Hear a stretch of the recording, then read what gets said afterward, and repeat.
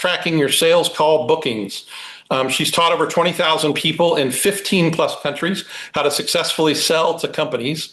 With 18 plus years of sales experience and a track record as a global top performer for an FTSE 250 firm, she founded the Selling to Corporate podcast, is a TEDx speaker, and runs a thriving sales consulting practice, training professional sales teams for household name brands. So welcome, Jessica. It's good to be here. Thank you for having me. Okay, so getting started today then, I'm really excited to meet everybody. I would love to start out by asking you all a couple of questions about how you feel about sales calls with corporate clients. So, can you let me know in the chat if you are a coach or consultant, speaker or trainer? Let me know because there is a little bit of a difference, isn't there? So, in terms of your primary occupations, we've got coaches, speakers, trainers, good.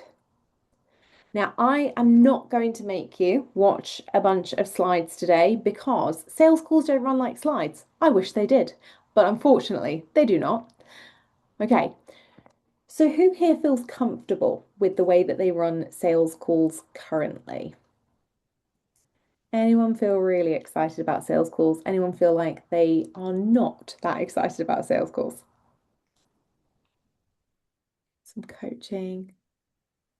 Perfect. Okay. So when we look at sales calls, there are a few things that we can do that just make them easier to run. And my session today is really helping you to understand what a good sales call looks like so that you can move forward with your sales calls in an easier and simpler way. And to make sure that you are running sales calls where you're genuinely creating qualified proposals at the end. So when we look at a sales call, what we start to think about is what's the purpose? So what is it that a sales call is supposed to provide? Okay, what do we think that a sales call is supposed to provide when we're selling to companies as a coach or a consultant, speaker or trainer? Also, Bill, love that you love them. I also do. So we can nerd out on that together. So, what is a sales call supposed to provide? Now, most people think that this is supposed to provide the sale, but actually, it isn't. It's designed when we're selling to companies to produce the most qualified proposal. And the most qualified proposal is the one that has four key pieces of information for us so that the client has the understanding that we're able to deliver in a credible and simple way. Okay. Most importantly, it means that the client is going to get the transformation that they're looking for. So when we look at our sales calls and we look at how can we make sure that they will produce qualified proposals, we have to look at three different stages. The first bit is before we even have the call. So we call that lead qualification. Okay. Now, is anybody in here selling to companies actively at the moment to more than one decision maker? So are you selling to heads of HR, heads of learning and development, heads of operations, and multiple decision makers, or are people in here only selling to one decision maker?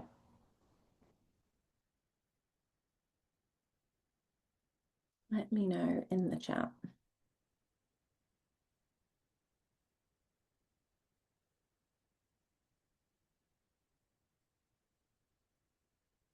Use multiple. Good. Okay. So when we look at how we pre-qualify our sales calls to make sure they're the most effective, we want to be making sure that our decision makers are the right ones before we even talk to them. And that means making sure that they've got the right job title and making sure that they are qualified, meaning that they have responsibility for our area of specialism and that they have budget to pay us. Now, you are obviously a much more advanced crowd than normal because you're all selling to multiple decision makers already, which is awesome. And that means that before you even get into the organization, you're able to do a couple of things differently than other coaches or consultants, speakers, and trainers. It means that you are able to have multiple internal champions who are talking about you positively across their environment. And it also means that if your main decision maker goes off sick during delivery or that there's an issue, perhaps they leave, that you will have other points of contact that you're able to actually go forward and communicate with. And that means that you've always got a pattern there to be able to upsell or resell to. And it means that you're always going to be able to create a deeper level of transformation with the client. Now, the second thing that we have to think about with a qualified sales call is breaking down the structure into 4 key areas. So, the first area that we think about with a structured sales call is the agenda. Okay, now the agenda is really important because whether you're using this with warm leads, meaning people who know you, who've worked with you previously, who are perhaps friends, previous colleagues, etc., or whether you're working with completely cold leads, you want to make sure this is set up as a proper sales call rather than a catch up or a networking opportunity. So, with our agenda, we want to use a simple sentence like, "Hey, it's great to spend time with you today.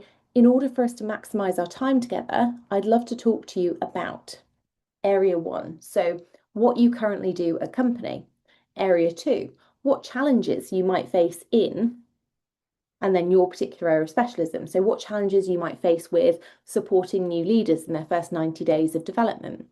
And then area 3, which is if I can talk to you at the end about anything that I think is relevant to you or how I could support you and help your organization to achieve transformation, I'll let you know about that at the end. Is that okay?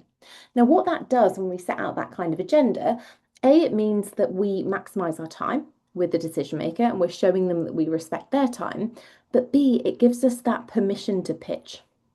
And that's really important because as coaches and consultants, we can fall into this pattern where we're great listeners.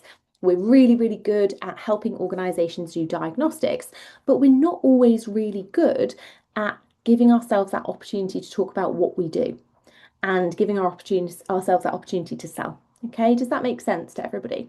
So when we set out a clear agenda, what we're saying is you can be reassured as the decision maker. I'm going to be here. I'm going to run the call. You don't need to feel like you have to interview me. And that makes it easier for them. It gives them some reassurance and it demonstrates immediate confidence and credibility on your part that is so, so critical. Because if you can demonstrate confidence and credibility during the sales call, it means for them that they can trust you to do the delivery. So that's our first stage of the sales call, that agenda. What we then look at is something called situational fluency. Okay, does anyone know what situational fluency is? If you let me know yes, no in the chat, it's absolutely fine if you don't, but it's always good to know who has had maybe prior sales training. So if you know what situational fluency is, let me know. If you don't worry. So situational fluency questions are specific questions that are designed to do 2 things. One, they're designed to help the decision maker in the room or your stakeholder in the room to feel comfortable. That means they're questions that are easy to answer and that make them feel reassured that you are genuinely interested in working with them. The second part to a situational fluency question is helping you step into the role of leading the sales conversation rather than you feeling like you have to start it from their point of view. So sometimes what can happen when we enter sales conversations is that the decision maker will immediately say, "So what is it that you do?" Also, how can you help us? Also, what do you think we should do about X? And that puts us in a really difficult position right from the get-go because we're almost trying to justify what we do, why we're credible, what our qualifications are, and that can be really tricky.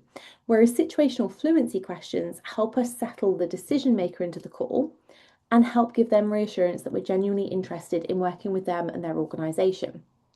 So a situational fluency question might be something like, how big is the team that you manage currently? How long have you been at the organisation? What sort of projects does your team work on a day-to-day basis? They're not questions that you would think, oh, they're so interesting. They're questions that are deliberately designed to be easy for the decision maker to answer. And when we talk about this, lots of people say to me, but Jess, won't the decision maker think that I should have done research before this call? Asking situational fluency questions doesn't demonstrate that you don't know anything about the company. In fact, when you show up to a sales call and you start reading off stats about their organization and how many employees they have and how many countries that they work across, they already know that information. So it's not massively interesting to them.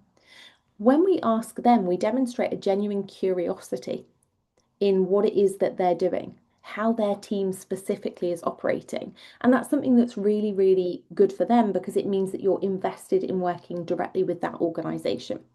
So don't be afraid to ask these types of situational fluency questions that help put them at ease and give you some extra information about what that person's day-to-day role is and clarifies for you whether they have final sign-off on making the decision about bringing you in. Okay. Now, the second stage of the sales call process is something we call pain questions. I'm assuming everyone in here knows what a pain question is because the clue is in the title. But some of you might have heard pain questions before that are not necessarily pleasant. We're not looking with pain questions to dig the knife in. Okay, and so anything that you've heard about making somebody feel worse about a situation is not what we're looking for when we're hosting a corporate or B2B sales call. What we're looking to do here is to perform a diagnostic. So for those of you in the room who are coaches, you will be brilliant at this. Coaches are phenomenal at asking questions and for knowing what to ask. And when we're looking at our pain questions, these are questions that are specifically to get them to clarify one major area that they're struggling with or one major problem. The reason that we're looking to give that clarity on one major issue is because sometimes when we get onto sales calls, decision makers will talk about multiple problems. And that can be really, really hard because then it makes selling a solution hard off the back of it. If the decision maker is really vague about what they want, if they're really vague about what the problem is, it means that we're having to pitch a solution and hope that it's right. Whereas when we're supporting the decision maker to give them that clarity on what one major issue is right now that they want to solve within the next 3 to 6 months, that means that not only are we giving them immediate clarity on a commercial issue that is relevant for them, but what we're also doing is making sure that we create the initial sale, that we're able to work with them and demonstrate our value on one key area before we then upsell and resell later down the line. So it gives you that opportunity to maximize the depth of transformation that you give the client. Now, a pain question might look like how is your team navigating this particular time of year? So, for example, if you work in the customer service niche, you might have questions like, how is your customer service team navigating the renewal season? You might also have questions focused around challenges. How are you supporting new leaders to deliver performance feedback that is negative? Or how are you supporting new leaders to deliver feedback upwards? We want to make sure that we're asking super specific questions that help get them that diagnostic so that they actually understand and can name a problem.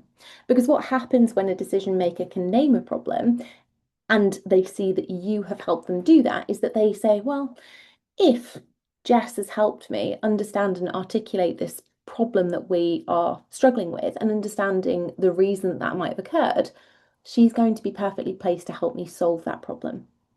So what we want to think about with those diagnostic questions is making sure that we get down to that clear point. What is the one problem that they want to fix or solve within the next 3 to 6 months? Does that make sense to everybody? We happy with that? Okay, good. The third stage that then we look at is what we call the impact stage. Now, I love the impact stage because this is where we don't do any selling. So if anyone in here hates the hard sell or feeling like you have to pitch or anything like that, this is perfect because the impact stage of a sales call is actually the one where we empower the decision maker to self-identify why they need to fix a problem. Now, this is really important because when we think about the way traditionally that people approach sales, we can have a bit of a warped view around it. We feel like we need to have a great pitch, or we need to hard sell, or we have to overcome objections. Actually, what we need to be doing is talking to the right people at the right time about solving the right problem, meaning the problem that is going to be the best use of their time, energy, and money at that point. So when we talk about impact questions, we're talking specifically about questions that help them to self-identify either the value of fixing the problem that you've discussed, or the consequences of not fixing that issue. So these questions tend to include words like impact and consequence or cost. So we have things like, what do you think the impact would be if a new leader led a team in a toxic way? Or what do you think the consequences would be if you weren't able to increase the performance of this team within the next 6 months? Or what do you think the real-time cost would be if this period of burnout and prolonged absence continued within this particular business area?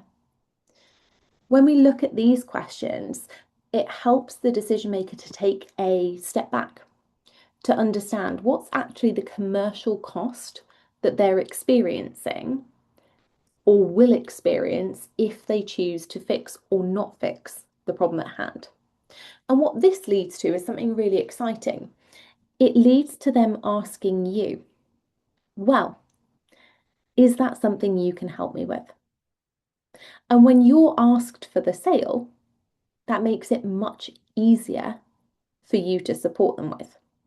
So what they will then do is say, well, if you've helped me come to this realization, what is it that your product or your service can do for us? Now, what we do then is completely avoid pitching, which sounds a little bit odd for advice from a salesperson, but this is the moment where we really detach. And actually, what we do in this instance is to come back and before we get excited about the potential of offering a solution and starting the sale, what we then start doing is asking about the practicalities. Because before we're able to pitch and price anything, we need to know what the practicalities are of working with this organization. So at that point, what we do is summarize. Okay, great. So from our conversation so far, I'm hearing that you're having this particular problem. And if you don't solve that, these are going to be the consequences that you experience. Is that correct? And at that point, they're able to say yes and know that you've fully listened, that you are going to be able to present a solution that's relevant to them.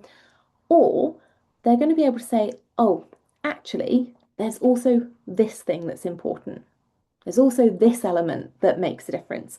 And that means that when we come to write our proposal, we're going to have all of the priorities. And that's so, so important. We always want the client to feel heard, to feel valued, to feel empowered to make the right decision. So we give that little summary and then we get the practicalities.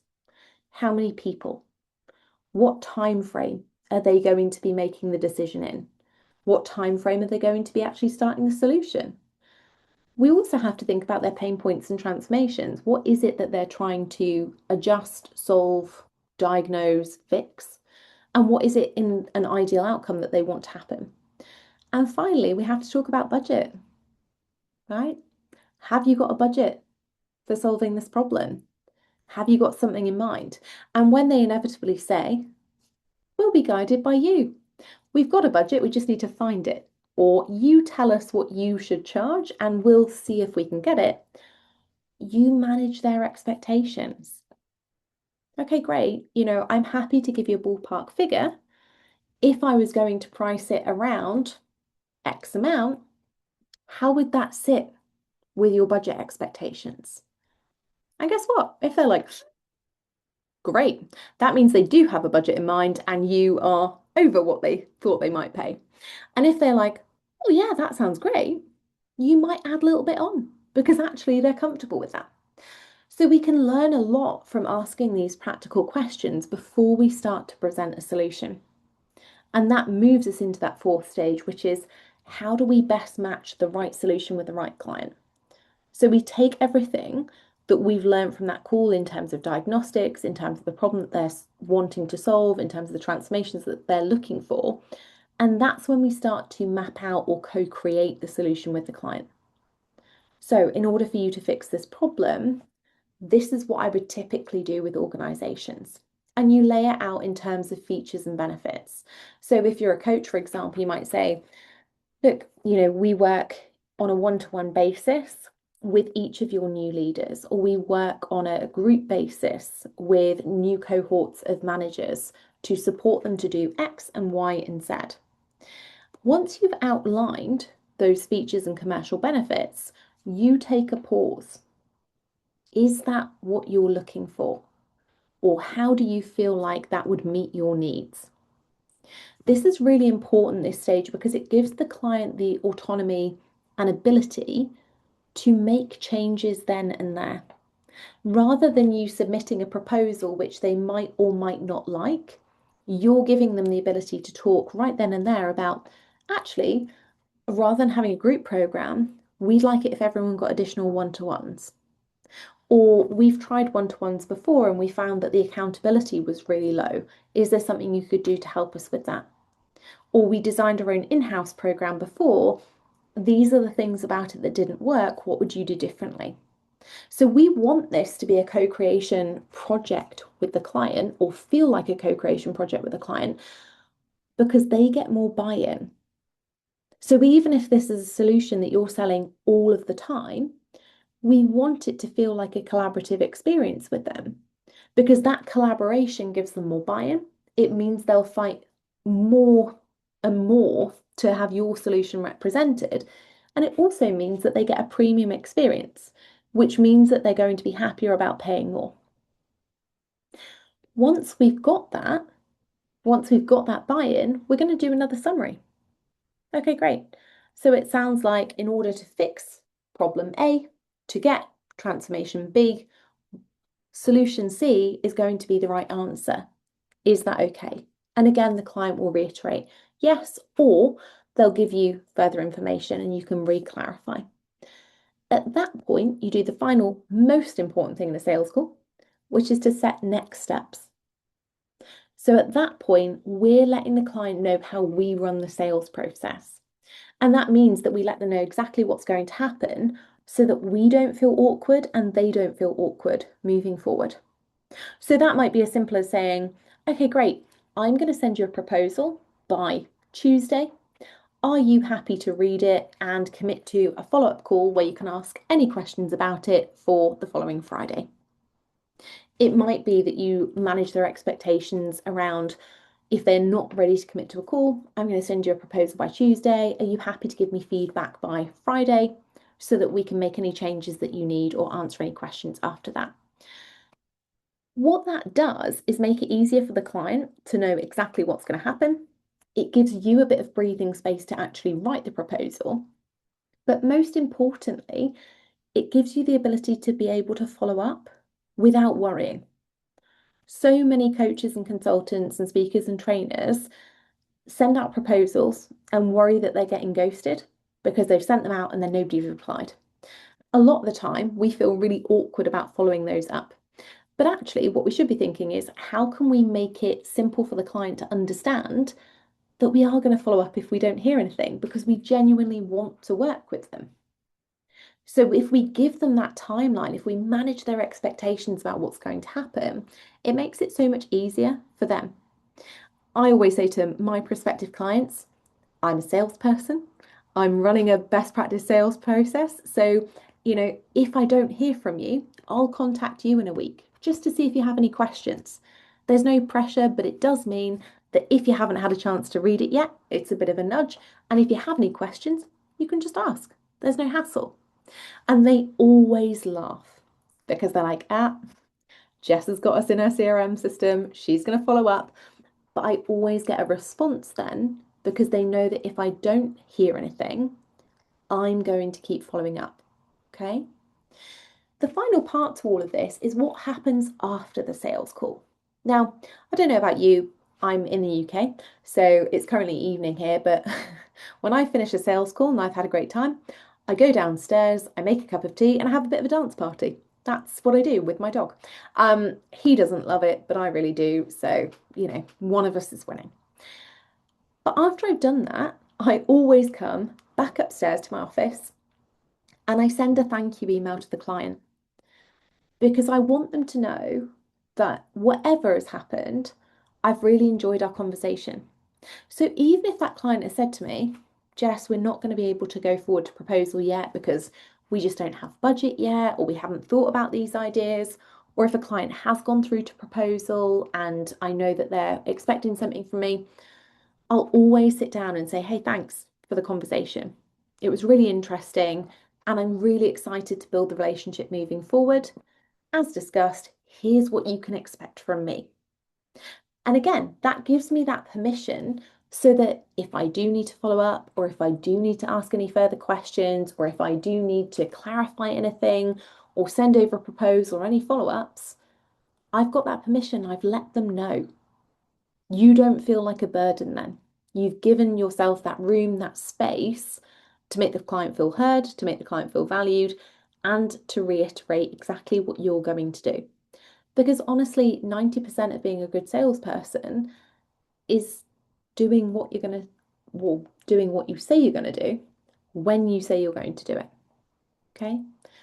Does that make sense to everybody? And are there any questions on how you want to run best practice sales calls moving forward? Let me know. If you have any questions about different decision makers that you want to target or the ways that you should ask questions, feel free to unmute yourselves and let me know what the questions are. And I'll be happy to answer. Oh, thank you. I'm so glad it all makes sense.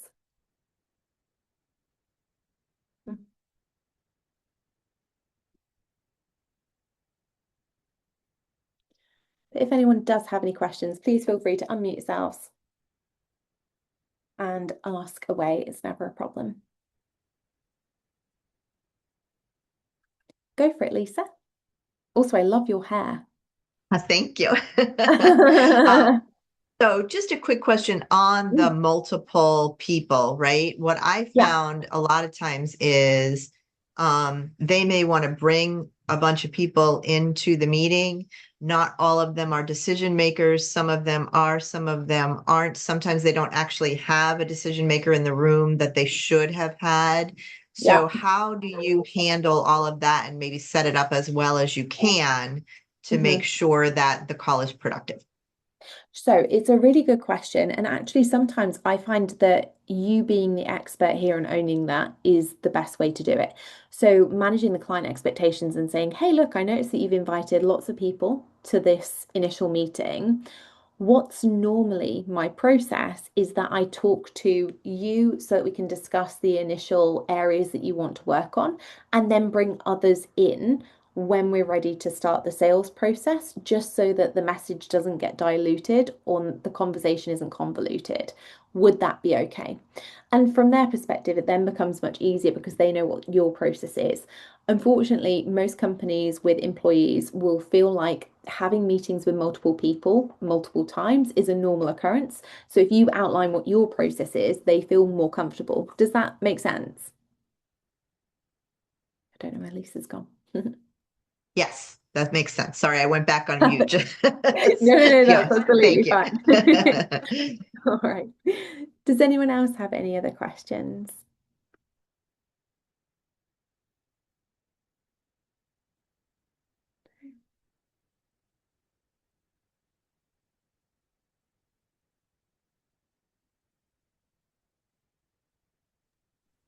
Jessica, I have one.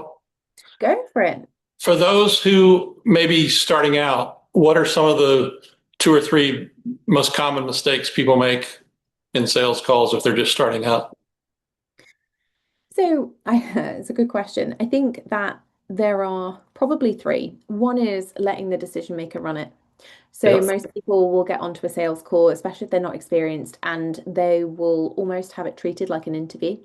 And Mhm. so the decision maker will start it and say, what do you think you can help me with? Or can you tell me about your experience?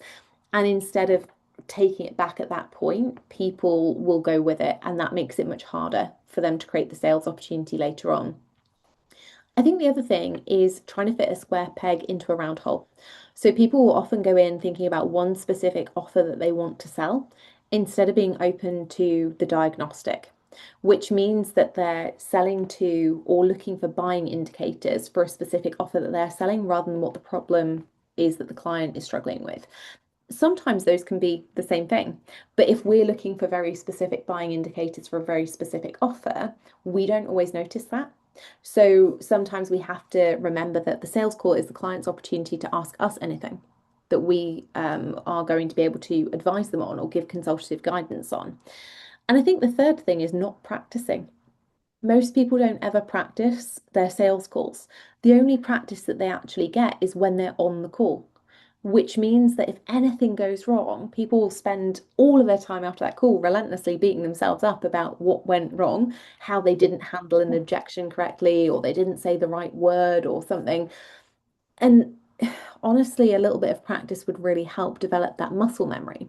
So, one of the things that I do every Friday night is get my husband to practice sales calls with me. And I've been doing this for 18 years. I don't know how many cold calls that I've done, thousands, and I've taught thousands of people around the world. But every single Friday, me and my husband, we have a glass of wine, and I say to him, ask me about budget. Give me an objection. Tell me it's not a priority right now so that I can continue practicing. Because actually, in that learning environment, we get to grips with the ways that we might stumble over certain objections or ways that or areas that we don't feel that confident talking about. That's really, really useful because if we can develop that muscle memory in a safe learning environment, it's much easier to replicate on an actual sales call and it reduces the risk on our sales calls that things might go wrong. That's great. That's really good.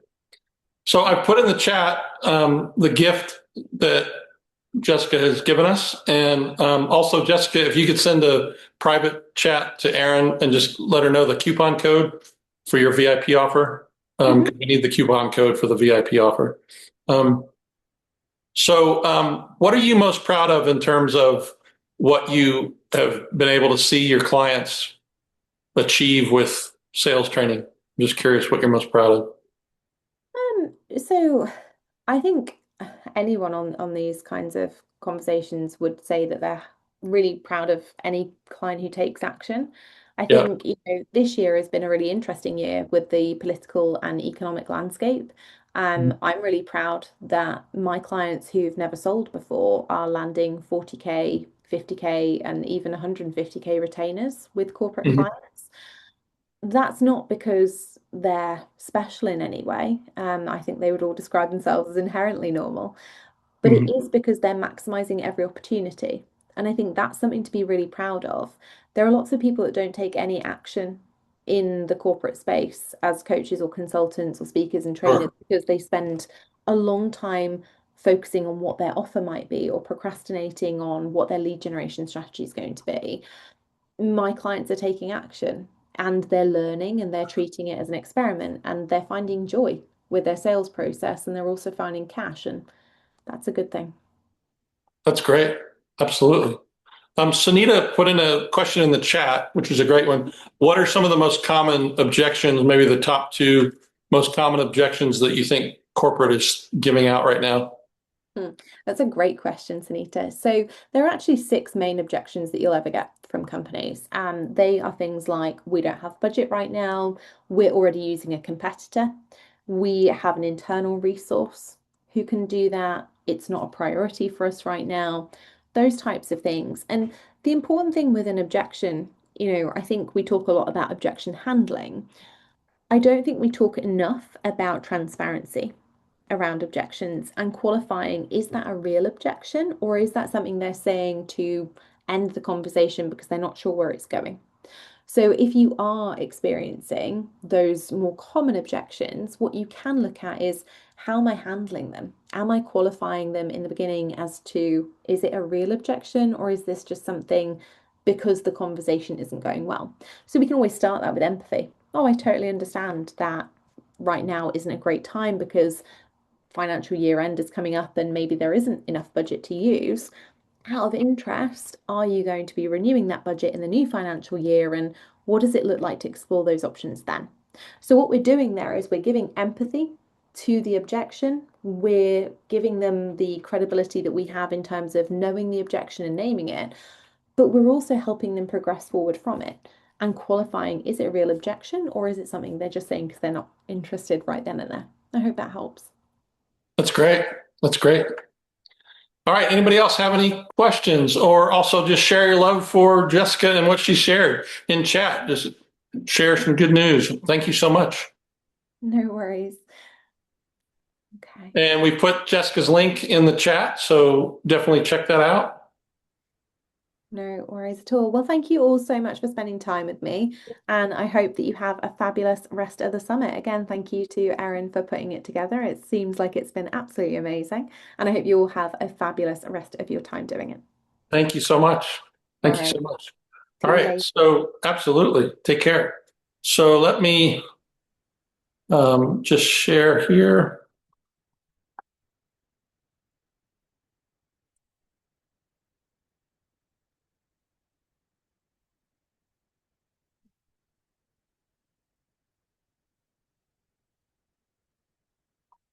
All right. So I'm going to give you just 4 or 5 minutes in breakout rooms to be able to chat about what you have been hearing and what you've been experiencing so far. Let me put you into breakout rooms. We'll just give you a couple minutes to do that. Just 1 second.